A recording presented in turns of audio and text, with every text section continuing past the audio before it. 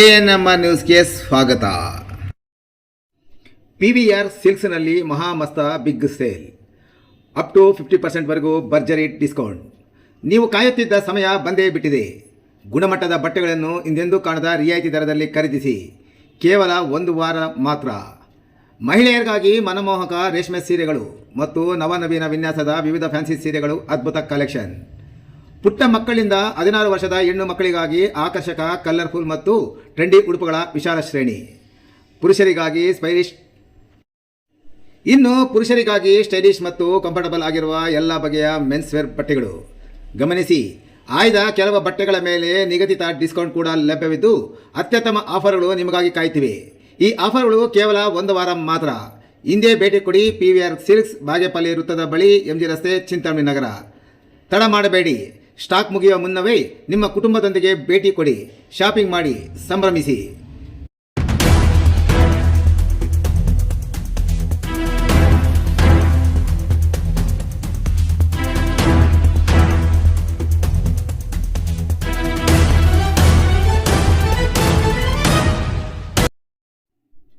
ಜಾಗದ ವಿಚಾರಕ್ಕೆ ಗಲಾಟೆ, ವ್ಯಕ್ತಿಯ ಮೇಲೆ ಹಲ್ಲೆ, ಆಸ್ಪತ್ರೆಯಲ್ಲೇ ಚಪ್ಪಲಿಯಿಂದ ಹೊಡೆದು ಮಹಿಳೆಯರು. ನಿವೇಶನದ ವಿಚಾರವಾಗಿ ಉಂಟಾದ ಹಳೆಯ ತಕರಾರಿನ ಹಿನ್ನೆಲೆಯಲ್ಲಿ ವ್ಯಕ್ತಿಯೊಬ್ಬರ ಮೇಲೆ ಅಕ್ರಮ ಗುಂಪು ಕಟ್ಟಿಕೊಂಡು ಬಂದು ಹಲ್ಲೆ ನಡೆಸಿ ಪ್ರಾಣ ಬೆದರಿಕೆ ಹಾಕಿರುವ ಘಟನೆ ಚಿಂತಾಮಣಿ ನಗರದಲ್ಲಿ ನಡೆದಿದೆ.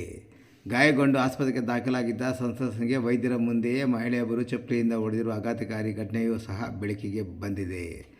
ಚಿಂತಾಮಣಿ ತಾಲೂಕಿನ ಕೈವಾರ ಹೋಬಳಿ ನಾರಾಯಣಹಳ್ಳಿ ಗ್ರಾಮದ ನಿವಾಸಿ ರಮೇಶ್ 42 ಬಿನ್ ಆಸ್ಪತ್ರೆ ಹಲ್ಲೆಗೊಳಗಾದ ದುರ್ದೈವಿಯಾಗಿದ್ದು, ಈ ಸಂಬಂಧ ಚಿಂತಾಮಣಿ ನಗರ ಪೊಲೀಸ್ ಠಾಣೆಯಲ್ಲಿ ದೂರು ನೀಡಿದ್ದಾರೆ. ದೂರುದಾರ ರಮೇಶ್ ಹಾಗೂ ಅದೇ ಗ್ರಾಮದ ಮುನೇಶ್ ಬಿನ್ ಸಿದ್ದಪ್ಪ ಎಂಬುವರು ನಡುವೆ ನಿವೇಶನಗಳ ವಿಚಾರದಲ್ಲಿ ಹಲವು ದಿನಗಳಿಂದ ತಕರಾರಿತ್ತು. ಜೂನ್ 10ರಂದು ಮಧ್ಯಾಹ್ನ ಸುಮಾರು 2:30 ಸಮಯದಲ್ಲಿ ರಮೇಶ್ ಅವರು ಬೆಂಗಳೂರು ರಸ್ತೆಯಲ್ಲಿರುವ ಮೋರ್ ಅಂಗಡಿಯ ಬಳಿ ನಡೆದುಕೊಂಡು ಹೋಗುತ್ತಿದ್ದಾಗ ಮುನೇಶ್, ದಿವ್ಯಾ, ರಾಜಮ್ಮ, ಮುನ್ನಮ್ಮ, ಮುನಿಯಂಟಮ್ಮ ಅಲಿಯಾಸ್ ಜಲವೇರಿ ಮತ್ತು ದೇವರಾಜ್ ಎಂಬುವರು ಅಕ್ರಮ ಗುಂಪು ಕಟ್ಟಿಕೊಂಡು ಬಂದು ಅಡ್ಡಗಟ್ಟಿದ್ದಾರೆ. ನಮಗೆ ಸೈಟ್ ಮಾಡಿಕೊಡು, ಇಲ್ಲದಿದ್ದರೆ ಕೊಲೆ ಮಾಡ್ತೀವಿ ಎಂದು ಅವಾಚ್ಯ ಶಬ್ದಗಳನ್ನು ನಿಂದಿಸಿ ಪ್ರಾಣ ಬೆದರಿಕೆ ಹಾಕಿದ್ದಾರೆ. ಈ ವೇಳೆ ಮುನೇಶ್ ಎಂಬಾತ ರಸ್ತೆಯಲ್ಲಿದ್ದ ಕಲ್ಲಿಂದ ರಮೇಶ್ ಅವರ ಎದೆಗೆ ಹೊಡೆದು ಮುಗ್ಗೇಟು ಸಹ ಉಂಟು ಮಾಡಿದ್ದಾನೆ. ವೆಂಕಟರಮಣ ಎಂಬಾತ ಕಾಲುಗಳಿಂದ ಒದ್ದು ಕೈಗಳಿಂದ ಹಲ್ಲೆ ಮಾಡಿದ್ದು, ಉಳಿದ ಮಹಿಳೆಯರು ಸೇರಿ ರಮೇಶ್ ಅವರ ಮೇಲೆ ಕೈಗಳಿಂದ ಹಲ್ಲೆ ನಡೆಸಿದ್ದಾರೆ ಎನ್ನಲಾಗಿದೆ. ಆ ಸಮಯದಲ್ಲಿ ಅಲ್ಲಿಗೆ ಬಂದ ಶ್ರೀನಾಥ್ ಬಿನ್ ರಾಮಚಂದ್ರಪ್ಪ ಎಂಬುವರನ್ನು ಗಲಾಟೆ ಬಿಡಿಸಿದ್ದಾರೆ.